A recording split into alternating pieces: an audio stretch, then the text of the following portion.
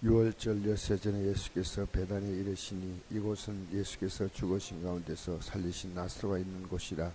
거기서 예수를 위하여 잔치할새 마르다는 일하고 나사로는 예수와 함께 앉아 중에 있더라. 마리아는 지극히 비싼 향유 곧 순전한 나드 한 근을 가지다가 예수의 발에 붓고 자기 멋대로 그의 발을 닦으니 향유 냄새가 집에 가득하더라. 제자 중 하나로서 예수를 잡아줄 가리다가 말하되 이 향유를 어찌하여 300데나리온에 팔아 가난한 자들에게 주지 아니하였느냐 하니, 이렇게 말하면 가난한 자를 생각함이 아니요 그는 도둑이라 돈깨를 맞고 거기에 넣는 것을 훔쳐갑니다라. 예수께서 이르시되 그를 가만두어 나의 장례할 날을 위하여 그것을 잔자게 하라. 가난한 자는 항상 너희와 함께 있거니와 나는 항상 있지 아니하랴 하시니라. 아멘.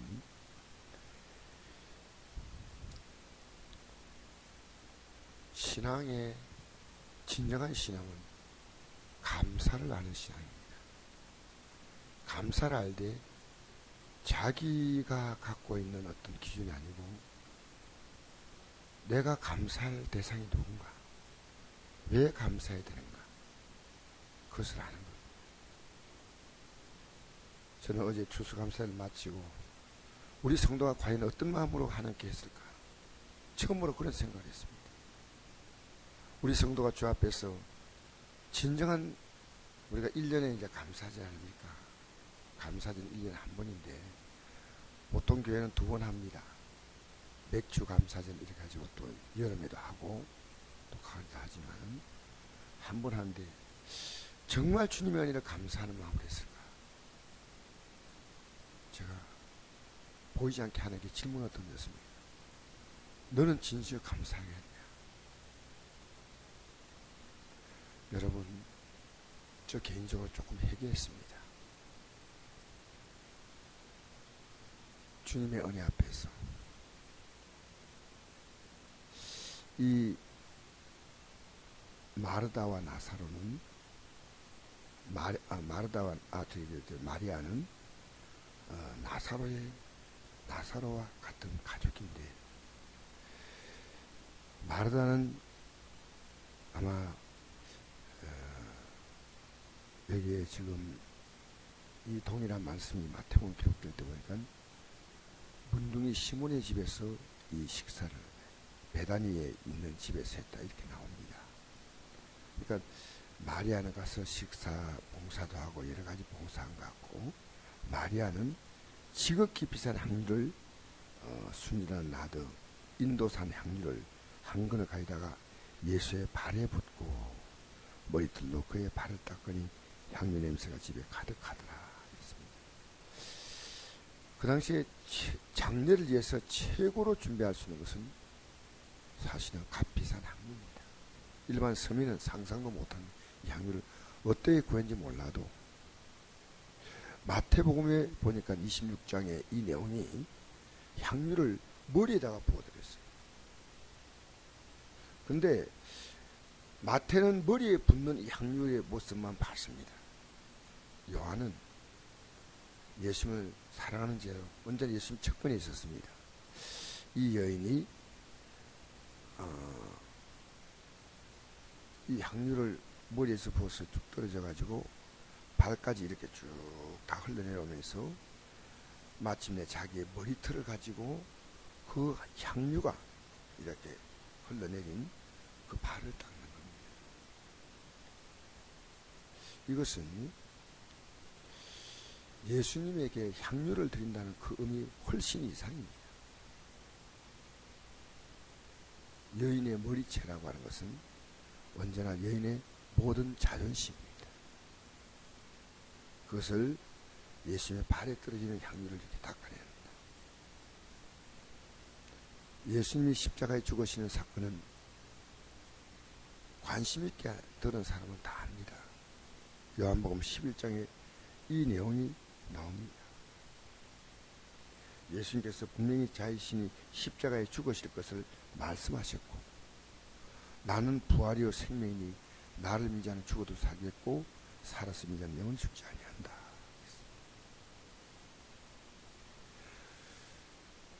나사로가 살아난 사건도 감사하지만 예수님이 십자가에 죽으시는 사건의 의미를 알았던 예는 여인 하나밖에 없습니다.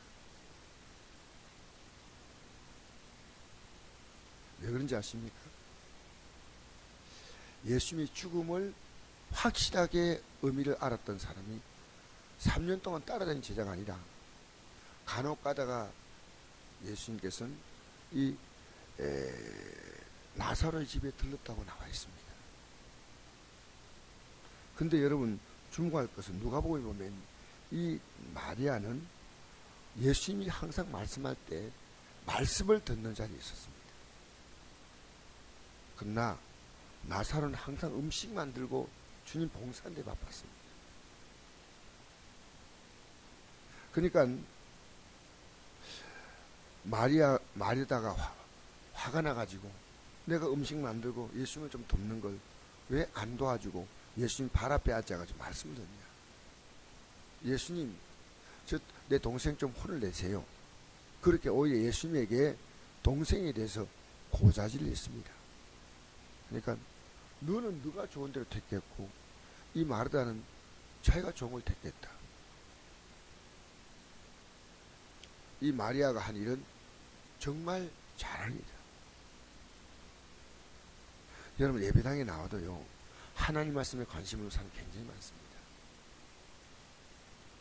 하나님 말씀에 관심을 없는 어떤 일이냐면요 절대로 사람이 안 변합니다. 하나님 말씀이 들어가면 사람이 변합니다. 건성으로 들으면 안 됩니다. 진실로 들어야 됩니다. 그래서 예배 시간에 제가 들어갔다 나갔다는 거나 행동이 이렇거나 하면 저는 굉장히 불편해요. 왜? 말씀 들어 나왔잖아요. 말씀 듣는 게 얼마나 중요한지 몰라요. 제가 말씀을 전하는 일 중단하면 저는 성도께 일하지 않습니다. 떠나야지요. 여러분이 이 땅에 살면서 가장 중요한 것은 말씀을 전하는 거예요.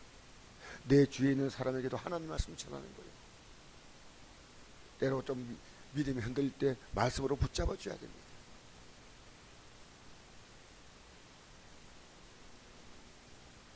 어제도 제가 우리 며느리하고 아들하고 갔지만 붙잡아 놓고 정말 제가 애타게 제가 얘기했어요. 우리 좀 바로 믿자.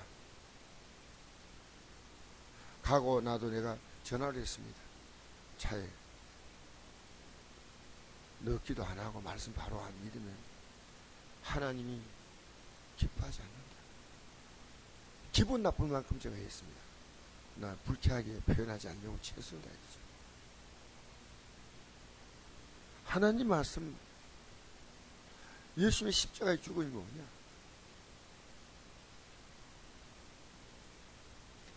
여러분 이때까지 여러분을 살아오면서 여러분이 가장 깊은 감사를 주님께 드린 적이 있습니까? 어떤 사람에게 표현하는 것, 그건 내 자녀까지 포함되는 거예요. 예수님께 가장 깊은 감사를 드렸다면 여러분 예수님의 은혜를 아는 겁니다. 예수님의 은혜를 가볍게 하지 마세요. 정말 귀합니다. 여러분의 미래는 그분 안에 있습니다. 그분이 여러분의 영광이요 보장입니다. 사람에게 쓰는 건 아깝지 않대 하나님께 드릴 때는 인색합니다. 그건 아니에요. 저도 나름대로 어제 봉투에다 이렇게 썼습니다. 제 나름대로는 받은 은혜 너무 크지만 너무 적게 드립니다.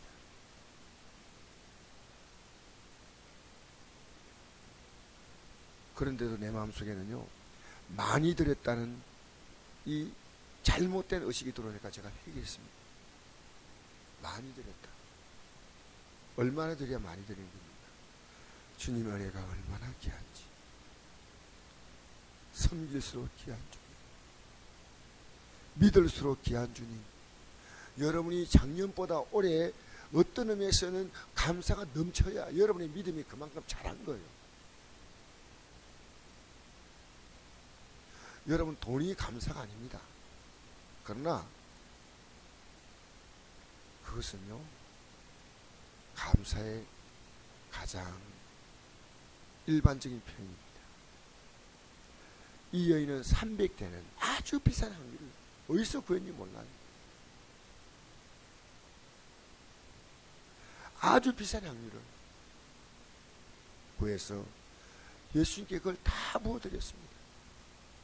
노동자 300일의 임금이라고 말합니다. 한 데나리온이 노동자 하루의 임상이라고. 그런데 제 아들은요, 이것이 돈으로 보인 거예요. 이게 주님께 드리는 감사로 보여야 됩니다. 여러분, 모든 가치를 돈 가치로 보지 마세요. 제 아들은 3년을 따라다니봤자 하나님 말씀에 별로 관심이 없으니까요, 여전히 세상 가치를 가지고 보는 겁니다.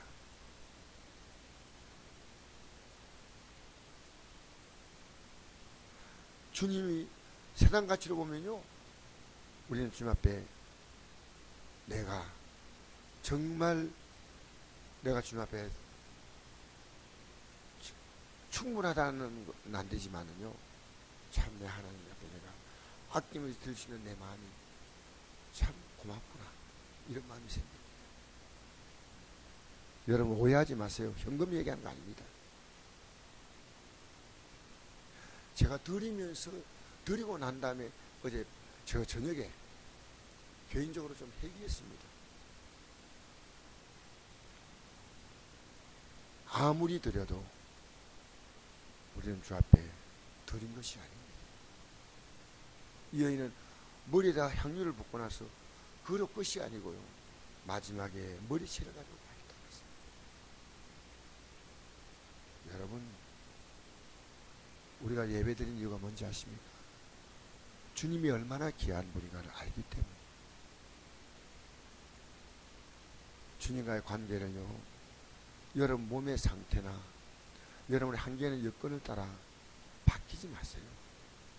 여러분의 일상생활은, 내 육신이 살아갈 직장은 하루도 그러지 않지 않습니까?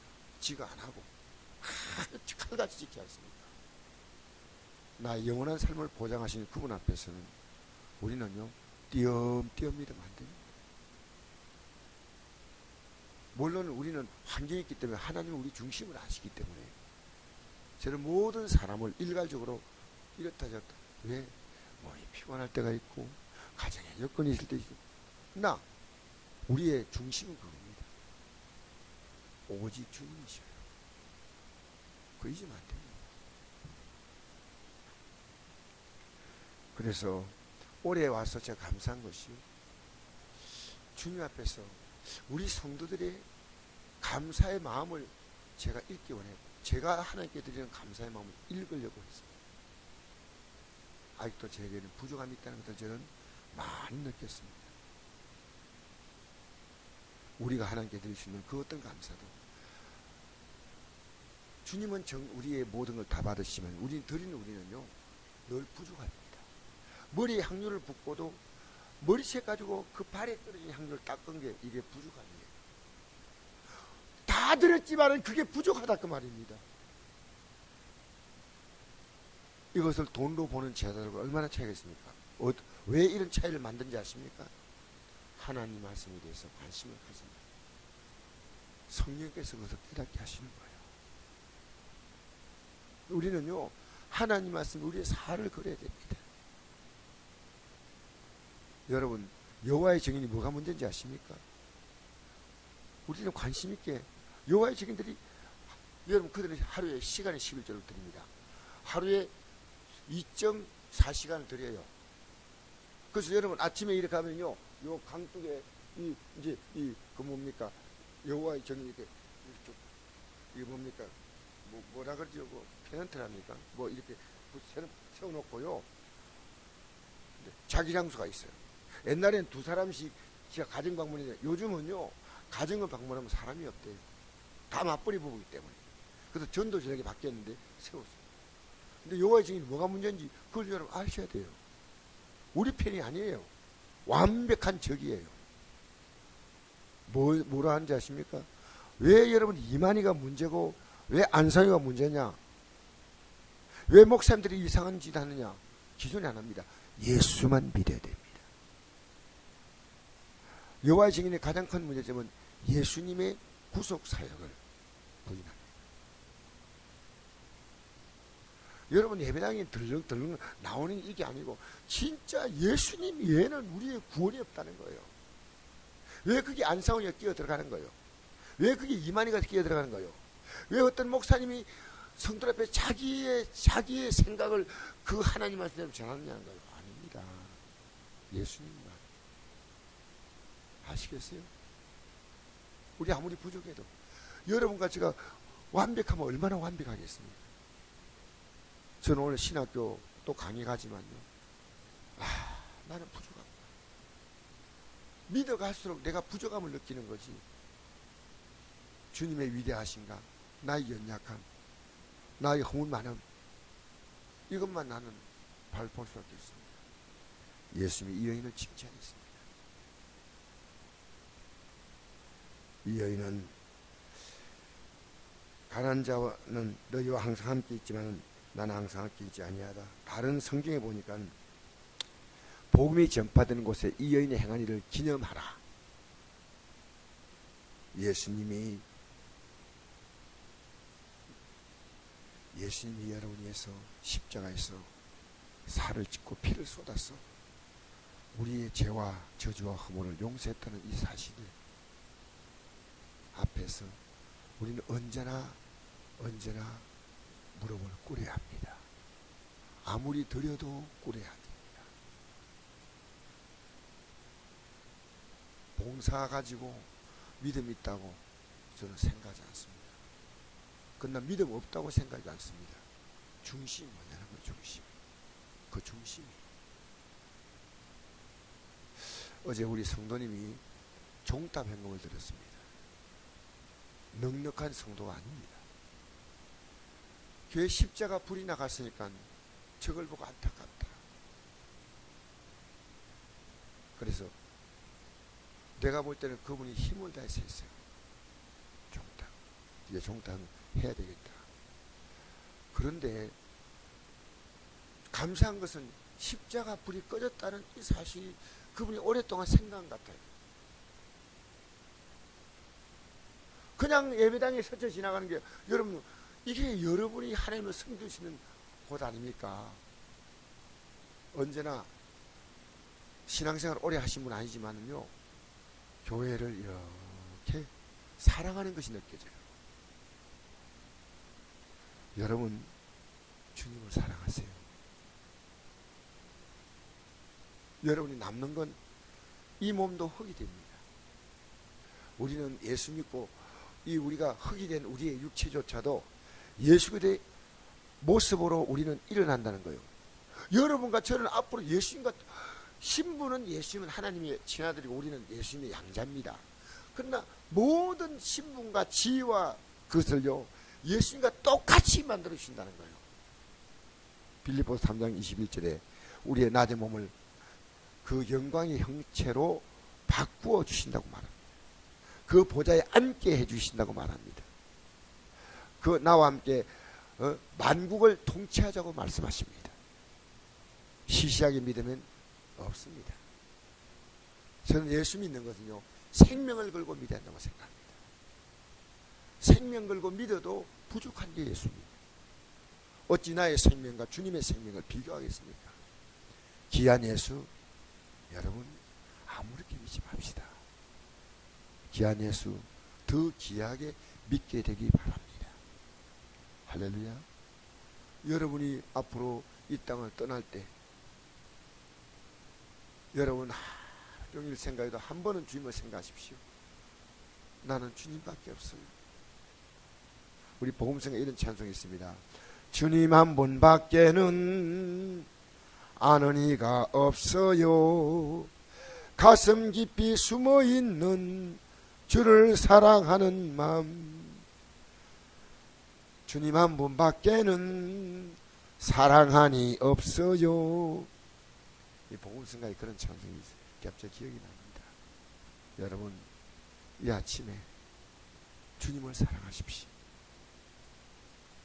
우리는 아무리 부족해도 내 부족함을 주님은 그 사랑으로 다 받아주시니까 주님을 사랑하십시오. 어제 제가 말씀드렸죠. 그 사랑의 너비와 길이와 높이와 깊이를 말했습니다. 아무리 부족해도 괜찮아요. 주님이 품어주시니까. 아무리 실수해도 괜찮아요. 주님이 용납하시니까. 아무리 죄를 지어도 괜찮아요. 주님이 다 용서해 주시니까. 그러나 이제 아무렇게 살면 안 됩니다. 우리는 이제 우리 안에 그리스도의 형상을 이루어 가야 할 줄 믿습니다. 이 땅에 살면서 여러분, 성공이라는 말을 아무나 쓰면 안 됩니다. 그 어떤 것도 성공이 아닙니다. 우리가 성공은 예수님을 내 가슴속에 온전히 모시는 거다. 이제 나라고 하는 건 껍데기뿐이요. 예수님이 내 심장이요, 내 호흡이요, 내 가치요, 내 목적이 되어야 합니다. 여기 한 여인이 300데나리라는 엄청난 돈을 예수님께 부어드린 거예요. 사실은. 그러나 아닙니다. 이에는 자기의 전체를 드려도 아깝다는 생각으로 발을 닦아드립니다. 여러분, 어떤 봉사, 어떤 수고를 해도요, 그게 여러분 만족되면 안 됩니다. 그것은 주님의 공로와 바꿀 수 있는 만큼 여러분 높지 않습니다. 주님을 사랑하십시오. 아무리 해도 부족하다고 생각하십시오. 성질스럽고 귀한 주님. 여러분, 이 찬양 한 장 부르고 마치겠습니다.